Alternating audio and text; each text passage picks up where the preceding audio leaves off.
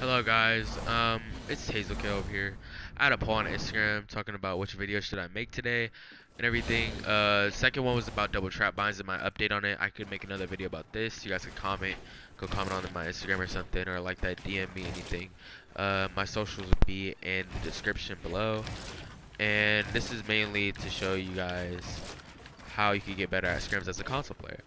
So, being on console, we have a disadvantage. So we only go up to 60 frames, right?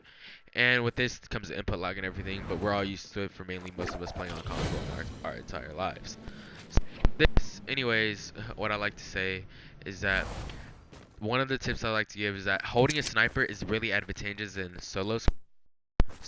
Oh my God, my mic. I really need to get a new mic. In solo scrims especially, and even duo scrims, this could help too if your teammate spams them and then he gets focused and you get the elimination. But solo scrims and snipers are really mainly effective and will deter people from focusing you. So usually there's always some kid, we are like in 4th, 5th zone.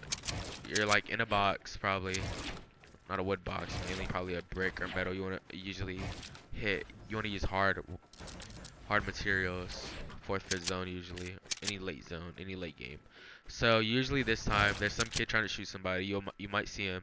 You could easily get a snipe shot on him and get an easy kill or easy headshot or hit him for 100. And what this also does, this keeps people from focusing you and everything. So this keeps players thinking, they're like, oh, this guy has a sniper and everything, and like, oh, if I get fucked, like, you know, I'll really ruin my entire game and I'll get sent back to lobby basically. Doing this really helps.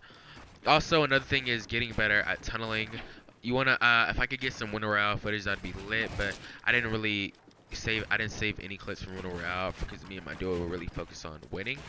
So yeah. But there was other times where I would tell him to hold a sniper, so we really wouldn't get focused on it. Plus, it would be easy kills for him just trying to snipe at somebody because people be trying to go for peek shots and everything in the view.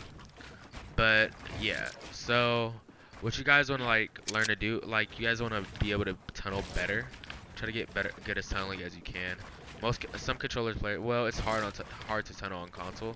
Well, on controller in general, it's kind of harder to tunnel, but you know, it all takes practice. But with tunneling, this will really help you. So what I'll do sometimes in a scrim or whatever, say some kid is about right over here, and maybe I beam him or whatever, so like that. I'm somewhere over here, and I beam him. So I beam him. This would be better for me to just go to the loot, as in tunneling, and making sure that I'm protected, and then taking loot, and make sure all these walls are mine. That's how you can get better too. Other things you can get better for your scrim IQ also is VOD reviewing. VOD reviewing really does help in other aspects, so you see how other pros play and how you can learn from them and everything. But what really helps, which I really need to learn myself, is VOD reviewing yourself and asking the questions, oh, what could I have done better in this game? Oh, how did I die? How can I not have died? Asking those certain questions you can get better at.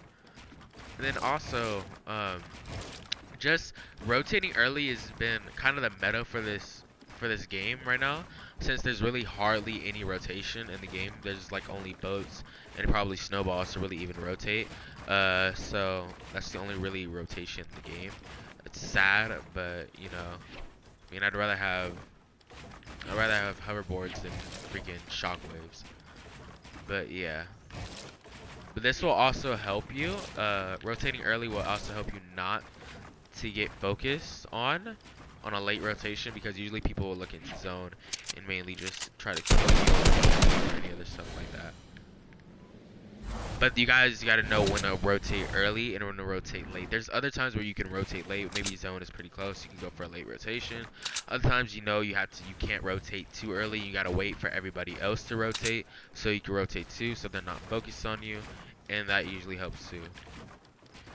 Making the right decision really all comes into scrim play. You can learn this by playing customs. As a console player, I know playing customs is infuriating, and it really makes you pissed because, you know, you get shitted on a lot.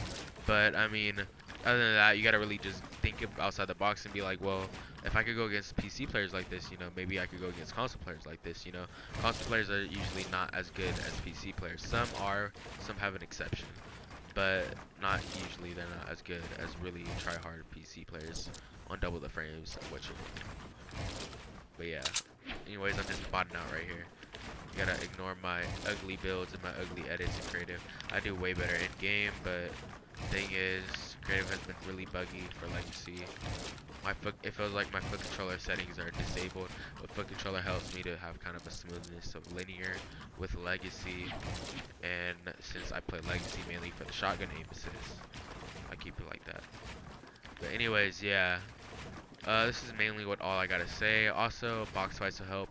Working on your aim will really, really help you in those in-game scenarios, because not only will you be able to hit more shots and possibly getting a free elim, you could also really you can also get that good frag that you needed to get back into the game. There's also something called landing uncontested drops. Landing uncontested drops has its advantages and disadvantages. Sometimes you may not get kills off spawn, which is okay. You could always get your kills in game. That's where mainly most of my kills came from in game. But there's also a good thing of like landing off spawn, like landing with like contested people. Not only will you get a lot of the mats from your kills, you won't really have to farm. You would farm less. But also the good thing about landing contested drops is that you'll also get mats. Easy and be less to farm. But the thing is, you guys fighting off spawn is pretty RNG, and I hate RNG. I'm pretty sure a lot of people do hate RNG, but you have to deal with it and live with it. And just adapt. But other than that, box fights really help. Customs, zone wars will help. But the thing is, zone wars isn't really as realistic. It'll mainly help you on your tunneling and everything. Sometimes your box fighting depends on who you're playing with. If you're playing with some crack players who usually will not just stay there and try to everybody just 90 to height and everything, you could also improve in zone wars. But playing customs is mainly where you'll improve at. And then also VOD reviewing yourself and VOD reviewing. So this is all I gotta say mainly. If you guys want me to do an update on double trap binds and how they could work for you and how the advantages and disadvantages of use. Actually, there's not really even any disadvantage of using it. It's all an advantage. But a disadvantage if you're not using it, then I can make that video the next time. Anyways, I'm out. Peace. But last before I go, there's another YouTuber you guys could watch. His name is BallaTW. He does VOD reviews. Just in case if you guys cannot VOD review yourself, you guys do not know how to VOD review, you can kind of learn from him and watch his videos, and just really like see what he says and everything, and he'll kind of like look at it at a different perspective. But also VOD reviewing yourself is really helpful. I really had to learn how to do that too. But also, this is all I got to say, and you're welcome.